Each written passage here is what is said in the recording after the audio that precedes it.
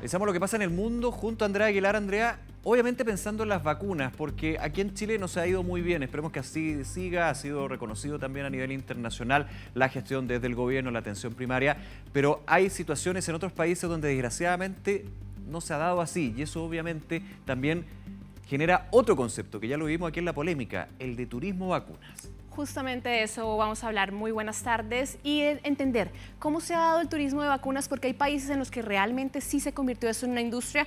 Mencionabas tú, Nicolás, la polémica que hubo por el documental peruano, por este reportaje en el que decía que Chile iba a tener turismo de vacunas. Bueno, quisimos saber cómo funciona este concepto, en qué países sí se ha dado efectivamente el turismo de vacunas, y para eso vamos a empezar con nuestro primer planar, Nico, para entender un poco la magnitud de dónde viene el concepto. Inicialmente hemos podido ver que nace en India en el mes de noviembre, cuando la compañías de lujo, a todas estas, nace ese concepto de poder irse a vacunar a Estados Unidos. Esto para personas en India que tuvieran gran cantidad de recursos, que se pudieran trasladar, que se pudieran quedar varias semanas para recibir la primera dosis, para recibir la segunda dosis también. Lo que pasa es que el concepto existe desde hace bastante tiempo como turismo médico, pero obviamente en poder acceder a salud y también a vacuna. Ahora, este es turismo vacunas coronavirus, COVID-19, toma otro alcance porque aquí estamos con una pandemia. Exactamente. Y parte efectivamente en India con los primeros paquetes turísticos para llegar a cabo esto. Justamente, aparte de eso, bueno, es una práctica que también se replicó en cierto momento en Emiratos Árabes Unidos. Vamos a estar viendo ese modelo un poco más adelante. De hecho, Nico, se va a promocionar en Cuba a partir del mes de marzo. Sabemos que en Cuba se está dando también un desarrollo de vacunas de la Soberana 1, la Soberana 2, y ellos dicen que le van a ofrecer a los turistas gratis esa vacuna para que justamente se incentive nuevamente el turismo en la isla. Pero si ha habido polémica en algún país por el tema del turismo de vacunas, ha sido en Estados Unidos, que es donde realmente la gente llegó masivamente a Miami, a varias partes de Florida, en busca de quienes podían pagar ese viaje, porque la vacuna finalmente era gratis. Tanto fue la polémica en Miami que se restringió hasta a los que no vivieran en el estado. Es decir, a estadounidenses que vivían en el país, pero que no fueran de Miami, no podían ser vacunados a ese nivel. Exactamente. Y bueno, volvemos al tema de la India, porque recordemos que es el país que más vacunas hace a nivel mundial, es el gran vacunador a nivel mundial. Ellos iniciaron su proceso masivo, que son 1.300 millones de personas las que hay que vacunar, y aparte de eso, esto sucedió el 16 de enero. Empezaron entonces ellos con su vacuna, pero logramos hablar con Aditi Rindani. Ella es una periodista que está en India y nos contó justamente cómo funcionaron esos primeros paquetes que se hicieron en el mes de noviembre, y dejó claro que es una industria que continúa también en este gigante asiático. Repasemos parte de esas declaraciones. There was a company from Mumbai city that had come up with a tourism package. So it was the VVIPs from India who could travel to the US, and it included flight tickets and a stay there and breakfast and the vaccine cost, and you could get your shot and come back. So that's what they had offered. After that, there were two more companies, one from Kolkata and one from Bangalore, who also came up with tourism packages. But still, if there are some people who want to get Pfizer as a vaccine and travel to the US to get it, the tourism packages are on. Bueno, lo dice Aditi justamente, el turismo de vacunas es una industria que existe, que si bien no se está dando aquí en Chile, en otros países sí se está dando, y examinemos particularmente el modelo que se estableció en Emiratos Árabes Unidos, porque ahí también se dieron unos paquetes de lujo. Veamos ese siguiente planar, esto a través de ese servicio de lujo que particularmente, Nico, no es de Emiratos, sino es un servicio británico que se llama Knightsbridge Circle. La membresía anual de este club, que es muy exclusivo, 25 millones de pesos al año. Y aparte de eso, ese paquete de las 3 semanas era 10 millones de pesos lo que valía para poder ir hasta Emiratos, para aplicarse la vacuna de Sinopharm, sí, porque hay que dejar claro que en Emiratos se estaba vacunando con Pfizer gratis a la población, pero el tema de la Sinopharm se podía dar si se pagaba adicionalmente. Ellos obviamente tienen los recursos para pagar ese tipo de paquetes, pero esos 10 millones no les incluía ni el jet privado ni el alojamiento, eso iba completamente aparte. Así que había que tener hartos recursos para vacunarse en Dubái al menos. O sea, aquí estamos hablando de billeteras bien grandes. Bien grandes. O sea, bóvedas bien grandes. Justamente, bueno, es parte del modelo que se estableció justamente en este país de Medio Oriente.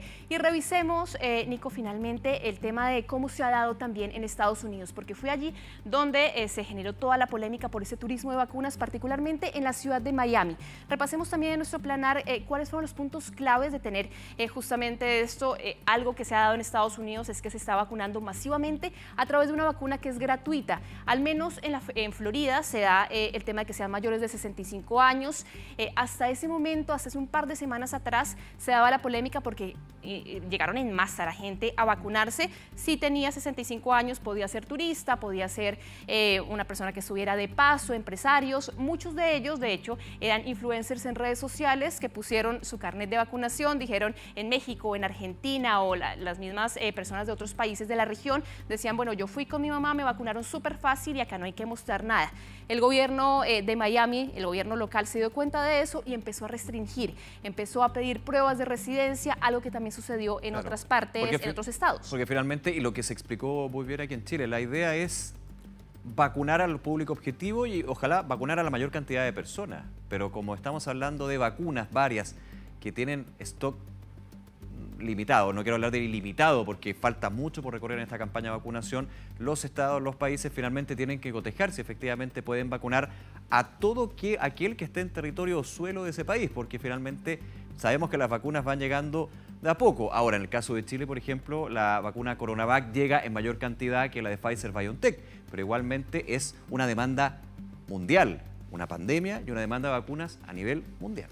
Y justamente lo que estaba sucediendo en Estados Unidos era que no estaban dando abasto en Florida, en donde llegaron 50.000 personas que no eran residentes del estado. Se sabe que Florida es ese estado de Estados Unidos en donde la gente va a vacacionar, muchos jubilados terminan también comprando casas allá y no eran residentes. Y lo que hicieron fue justamente empezar a restringir, porque eran largas las filas, las llamadas también para poder tener un cupo para las mismas personas que residan ahí. Y ahí fue cuando se dio el problema, porque había escasez de vacunas. Hay una industria, por ejemplo, en Miami bien importante y bien grande que se ha desarrollando de venta de departamentos para extranjeros. O sea, ahí vamos también sumando el por qué se dio esa situación. Exactamente, y justamente pudimos hablar con Eliangélica González, ella es periodista de Univisión en Miami y nos explicó cómo se dio este proceso justamente en esta ciudad de Florida. Básicamente las autoridades tomaron medidas y dijeron, mire, esto no puede seguir pasando, esto lo denominaron en efecto turismo de vacunas, no puede seguir pasando porque estamos dejando de ponerle la vacuna a nuestra gente para ponérsela a otra gente, un poco abriendo ese compás para que personas que no tienen documentos, por ejemplo, pero viven en este estado y tienen años viviendo en este estado, puedan tener la opción de poder ponerse la vacuna sin necesidad de presentar un documento. Entonces ahora sí piden documentos de residencia. Bueno, y mientras en Miami eso sucede, también en partes como California o en Texas estaban pidiendo no solamente documento de residencia, sino una carta que verificara que ellos trabajaban efectivamente en el estado. Si bien no residía, podían trabajar también. Bueno, parte entonces, Nicolás, de este fenómeno que se está dando a nivel mundial, turismo de vacunas, una industria que efectivamente existe, que tiene todos los cuestionamientos éticos posibles, precisamente por lo que tú mencionabas. Estamos en una pandemia, la prioridad para muchos de los países es centrarse en el público objetivo y no estar regalando o vendiendo, lo cual es aún más cuestionable, finalmente. Lucrando con este tema de las vacunas. Terminamos acá nuestro Frontera Global, pero revisemos otros temas de la agenda internacional, porque Estados Unidos finalmente vuelve a la Organización Mundial de la Salud. Sabemos que eso ya lo había anticipado Joe Biden y hoy se conoció que iban a pagar esos $200 millones que le están debiendo la OMS para dar marcha atrás en ese plan de Donald Trump de retirarse del organismo.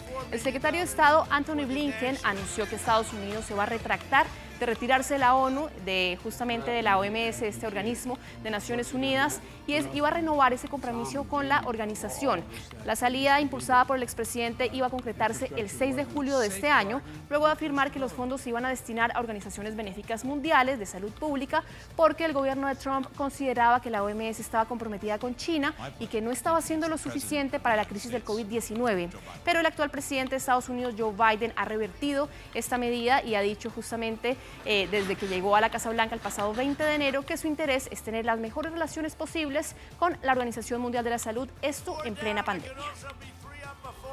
Seguimos avanzando y veamos ahora lo que ha sucedido en Reino Unido con el príncipe Felipe porque el esposo de la reina Isabel fue ingresado en las últimas horas a un hospital. Sabemos que tiene un estado de salud que es delicado. Lo que se ha hablado también es que fue una medida de precaución después de que se sintió mal en algún momento. Según informó el Palacio de Buckingham, el duque de Edimburgo, de 99 años, fue trasladado al hospital King Edward VII de Londres, donde fue admitido como precaución por el consejo de su médico. Se espera que permanezca en este hospital durante varios días y aparte de esto, bueno, se dice también que la reina Isabel está en el Palacio de Windsor, está también a la espera de lo que va a suceder. Y aparte, bueno, toda la polémica que puede haber por ese traslado en plena pandemia. Se ha hablado también de lo que ha pasado con estos duques, algunos días para su observación, él va a estar y también para que descanse. Según fuentes de la corona citadas por la BBC, el príncipe se había sentido mal durante unos días, pero no estaría relacionado con síntomas del coronavirus. Se llamó además a un médico, lo llevaron al hospital, pero aclaran que no fue un ingreso de emergencia. Por su parte, la reina Isabel, como les comentaba, permanece en el castillo de Windsor. Revisemos otras informaciones, pero seguimos en Europa ahora con las decenas de detenidos y los millonarios daños que dejó Nicolás en varias ciudades de Cataluña, la encarcelación de un rapero por criticar justamente a la corona española. Las manifestaciones se concentraron particularmente en varias ciudades catalanas en las que participaron miles de personas en protestas que se saldaron con al menos 15 detenidos y con 33 heridos, la mitad de ellos agentes de policía. Esto luego de que se detuviera y se encarcelara también al rapero Pablo Hasél por difundir mensajes que iban en ataque directo a la monarquía, también a las fuerzas de seguridad. Esto sucedió en su cuenta de Twitter entre los años 2014 y 2016. Recordar que Hasél fue condenado a 9 meses de prisión, a 6 años de inhabilitación para ejercer cualquier cargo público y además de esto va a tener que pagar 30.000 euros de multa, que son cerca de 26 millones de pesos en Chile, por enaltecimiento del terrorismo, por injurias a la corona. Una detención, por supuesto, muy polémica que generó descontento entre sus fanáticos, entre otros artistas también, como Almodóvar, como Serrat en Madrid, incluso un comunicado que también está firmado por la artista chilena Anita Tijoux, que han manifestado el apoyo a Pablo Hasél en esta jornada que terminó finalmente con 15 detenidos y 33 heridos. Seguimos hablando de noticias internacionales y ahora con la reaparición de la esposa de Kim Jong-un. Esto después de un año sin haber sido vista. Había toda una serie de polémicas, de comentarios de dónde estaba Ri Sol-ju, la esposa del líder de Norcorea. Bueno, finalmente fue vista esa semana luego de un año de ausencia. Esto sin haber realizado ningún tipo de aparición pública. Se publican también unas fotos. La última vez que se había visto a Ri había sido en enero del año pasado, cuando había asistido a un concierto para celebrar el Día del Año Nuevo Lunar, esto en Pyongyang, y estuvo acompañada de Kim. Esta vez apareció en unas fotografías junto al líder norcoreano conmemorando el cumpleaños del difunto líder Kim Jong-il. Las autoridades del país también han señalado que Ri se estaría manteniendo alejada del público como medida para evitar el riesgo de la pandemia del coronavirus, algo que más se suma nuevamente a las polémicas porque según el país, Corea del Norte no ha reportado ni un solo caso. Ninguno. Bien complicado también. Bueno, y seguimos hablando de la monarquía, nos vamos ahora hasta Dubái, porque la princesa de Dubái, Sheikha Latifa, denunció a su padre, dice que ella es prácticamente un rehén del monarca, dice que teme también por su vida. La hija del gobernante de Dubái dice que está siendo retenida en una villa en la capital de los Emiratos Árabes Unidos. Latifa ha dejado de grabar los mensajes secretos y sus amigos también han sido cercanos y han pedido a Naciones Unidas que intervenga. Aún no se logra confirmar dónde ni cuándo pudo haber sido grabado el video. Escuchemos parte de la grabación que se filtró justamente en redes sociales. I'm a hostage and this villa has been converted into a jail. All the windows are barred shut. I can't open any window. I've been by myself, solitary confinement, no access to medical help, no trial, no charge, nothing. Recordemos que en el 2018 Latifa trató de escapar de Dubái a través de una lancha. Se dio también algo bien complicado 8 días después frente a las costas de la India. El barco fue asaltado. Esto en ese momento no se sabía ya nada de la princesa hasta la difusión del video. Y terminamos, Nico, con estas imágenes de esta panda rusa en la nieve. Se siguen haciendo virales estos videos en redes sociales. Justamente el frío y las bajas temperaturas no arruinaron el día de esta panda rusa, quien justamente se revuelca, da volteretas, se divirtió jugando con la nieve, y también su nombre se ha dicho, según las autoridades rusas, es Din Din. Está en el zoológico de Moscú. De hecho, se ha hecho famosa por las imágenes. Habíamos visto en otros días también otras imágenes que se habían dado del zoológico de Londres. Tanto varios países europeos como Rusia se encuentran en estos momentos en un proceso de heladas. De hecho, se ha hablado de una tormenta apocalíptica que ha afectado Moscú en los últimos días, que iba a durar particularmente hasta la jornada de hoy, pero vemos que para todos no es una dificultad la nieve. Al menos para Din Din, ella se divierte. Siempre bonito ver unos